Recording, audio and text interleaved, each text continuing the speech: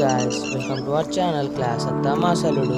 ఈరోజు మేము లింగాల గుట్టకి దర్శనానికి వెళ్తున్నాం. ఈ గుట్ట బొమ్మాపూర్ గ్రామంలో చెరువు మధ్యలో ఉంది. అదే లింగాల గుట్ట. ఈ గుడి గురించి ఈ వీడియోలో తెలుసుకుందాం. ఈ దారి చూసినట్టయితే మొత్తం రాళ్ళు రప్పలతో నిండిపోయింది. ఈ పైకి ఎక్కడానికి మెట్లు కూడా లేవు. అందుకే ఎంతో కష్టంగా వెళ్తున్నాం పైకి.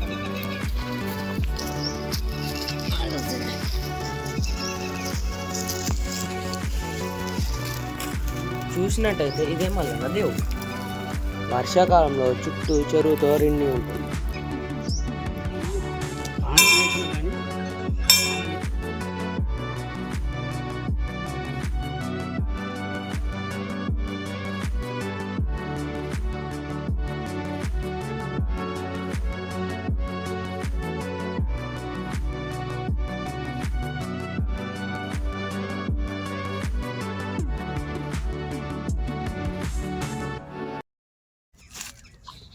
Friends, welcome to our channel class అత్తా మాసలుడు. ఈరోజు మేము మా ఊరిలో ఉన్న గుడికి వచ్చాం. అదే లింగాల గుట్ట. ఆ గుడి విశేషత గురించి మా తాతగారిని అడిగి తెలుసుకుందాం. తాత, ఈ గుడి గురించి కొద్దిగా మీకు తెలిసినంత చెప్పండి. ఈ గుడి బొమ్మాపూర్ గ్రామంలో చెరువు వద్ద మల్లన్న దేవుడు వెలిసినాడు. ఆ గుడి చుట్టూ చెరువే ఉంటుంది. గుడి బాగా ఎత్తునున్నది. చూడండి ఎంత ఎత్తునున్నది ఈ గుడి. మల్లన్న దేవుడు ఇక్కడ వెలిసినాడు. అప్పటికి ఎవరికి తెలియదు ఈ గుడి ఉన్నది, ఈయన వెలిసిందని. కొన్నేళ్ళ తర్వాత మాకు తెలిసినది ఎప్పుడంటే, మా ఊరిలో మా పెదనాన్న ఉప్పిరెడ్డి వెంకటేశం, ఆయనకు మల్లన్న దేవుడు అని ఆయన పూనిండు. లింగాల గుట్ట అంటారు దీన్ని. ఈ లింగాల మల్లన్న గుడి ఆయన ఏదో 2-3 రోజులు వరి అటు ఇటు మేము దొరకబట్టుడు చేసి విడిచిపెడితే ఈయన డైరెక్ట్ ఈ జంగల్కి వచ్చి ఈ గుడి దగ్గరికి వచ్చి దీని మీద ఇట్లా మొక్కుకుంటున్నాడు. అప్పుడు ఈయన లింగాల గుట్ట అని ఆయనకు లింగాల మల్లన్న దేవుడు అని చెప్పింది. ఇక దీనిని ఇక్కడ ఒక దీన్ని అల్లుబండ అంటారు. సన్నీ అడిగిన ఇది అల్లుబండ. నీకు దాని ప్రత్యేకత ఏముంటుందంటే, దీని ప్రత్యేకత నీకేమన్నా అని కోరుకుంటే లెమ్మంటే అలకగలేస్తుంది, అద్దు నాకు లేవకు అంటే బరువుగా లేస్తుంది.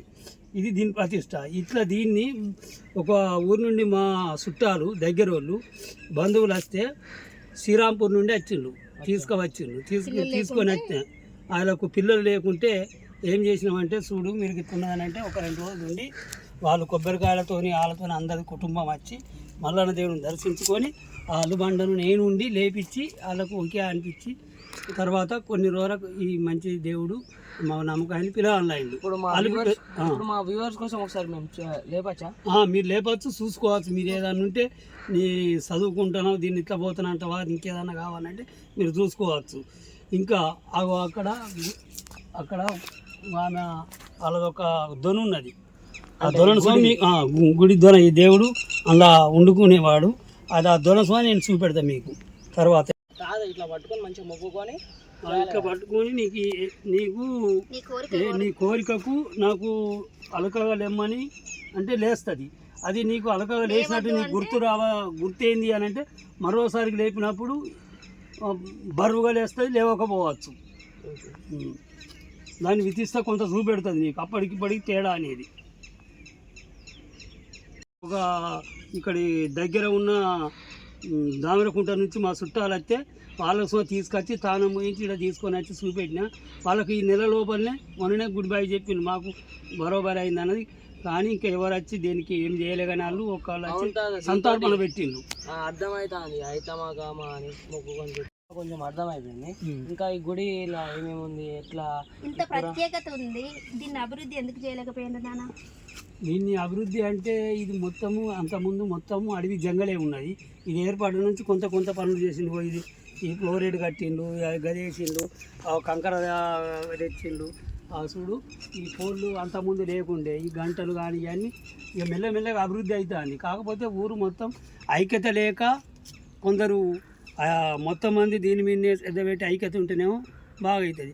ఎవరు నాకేందంటే నాకేంది అన్నట్టు ఉన్నది కాబట్టి కొద్దిగా తీసుకోలే. అది ఆ ఉసుక కోరి పైసలు వస్తాయంటే మునుపు పైన ఉసుక కోరి అప్పుడు వాడు 10 లక్షలు కోరి అప్పుడు వాడు 10 లక్షలు ఇస్తా అంటే పూర్తిగా ఇవ్వలేకపోయిండు. అంతనే ఆగింది. కొన్ని మన బొమ్మాపురం ఊళ్ళో ఉన్న లక్ష్మీదేవరకు అక్కడ ఆంజనేయుల స్వామికి పెట్టిండు. కాకపోతే దీనికి ఇంకా పెట్టలే. ఇది వేసిన రేకులు వేసిండు, రేకులు గాడుపుకు వెళ్ళిపోయినాయి లేకుండా గాడుపుకు. కాకపోతే ఇది ఈ గుడి కడితే చాలా మంచిగా ఉంటుంది. కానీ ఊరి ఐక్యతతోనే అయితేనే అవుతుంది.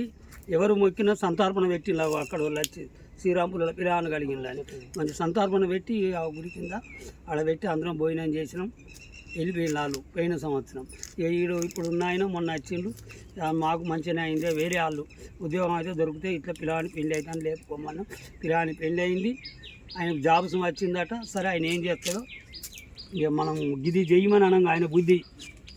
ఇక్కడ చూపెడతారా మీకు ఇంకా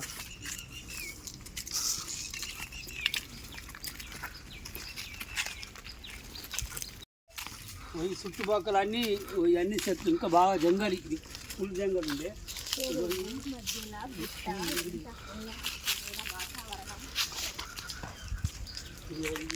మల్లదేవుని యొక్క దొన ఇది అప్పుడు కాదు ఇప్పుడు కాదు ఎవరో చేయించింది కాదు. ఆ దేవుడు పుట్టించుకొని ఆ దేవుడు ఆయనే కాయించుకొని ఆ దొనను ఏర్పాటు చేసుకున్నాడు. ఆ దొనలకు అప్పుడు పోవటానికి ఏమన్నా ఉంటాయా అని భయపడేవాళ్ళు. కానీ ఆ దొన అంటే లోపల ఏముంటుంది? లోపల దొనే, ఇంకా ఏముండు అన్నది ఏం లేదు. దొనే తన నివాసం అన్నట్టుగా నివాసం, ఆయన మన నివాసం.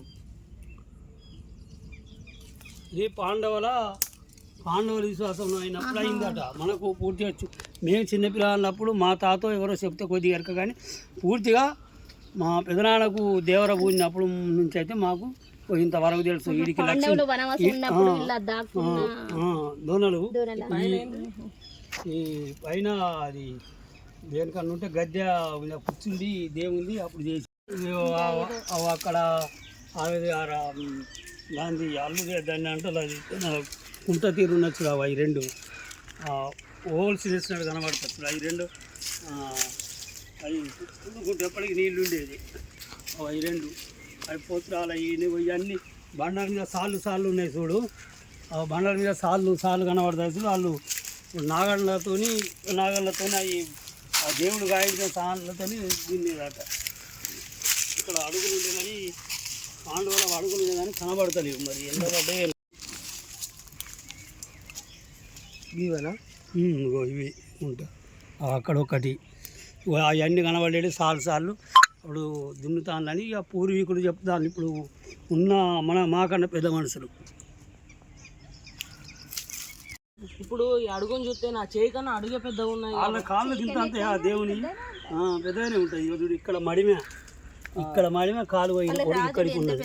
వాళ్ళు అప్పటి ఇప్పుడు మనకు పూర్వంలో మా తాతకి కవతల తాతలకి ఎంత కాళ్ళు ఉంటాయి, ఆ దేవుళ్ళ ఇంకెంత ఉండాలి. అప్పుడు ఆయన పడకలు పుట్టేసుకోవాలంటే భీమనాసుడు ఈ కర్ర పట్టుకుని ఇట్లా దింపితే ఒక చెట్టునే తింపేదట.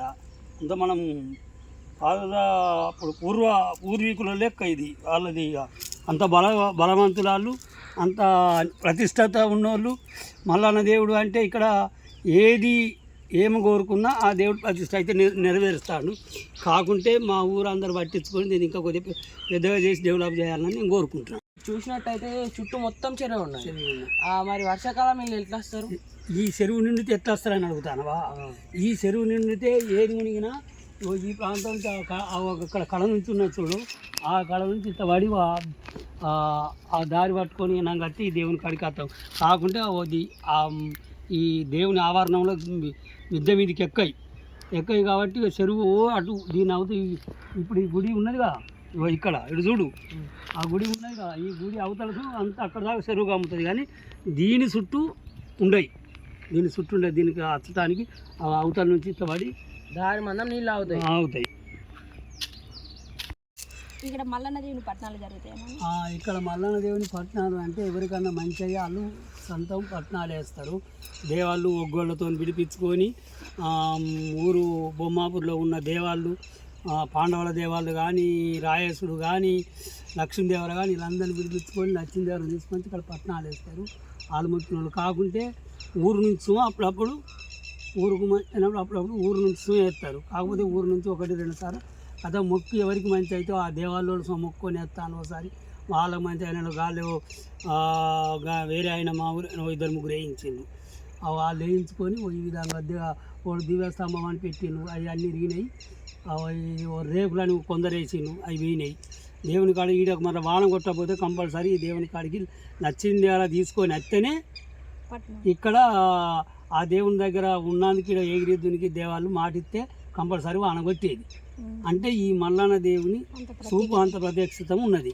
కాకుండా మన ఊరి వాళ్ళు అందరు పట్టింపు ఉన్నది, కానీ మనకేందిలే అనే దాని మీదనే ఉన్నది. కానీ అందరు ఏకదాటి అయ్యి ఉంటే ఏదంటే అది చేయాలి. ప్రభుత్వం దాకా తీసుకపోతే మంచిగా, ప్రభుత్వం దాకా చేసి సార్లతో ఎమ్మెల్యేతో చెప్పుకొని దీనికి బడ్జెట్ ఇవ్వమని చేస్తే మంచిగానే ఉండు. కానీ ఇక అడగలేదు దీన్ని అందరూ. అదే ఏకదాటిగా కలవకనే ఇది అవుతుంది.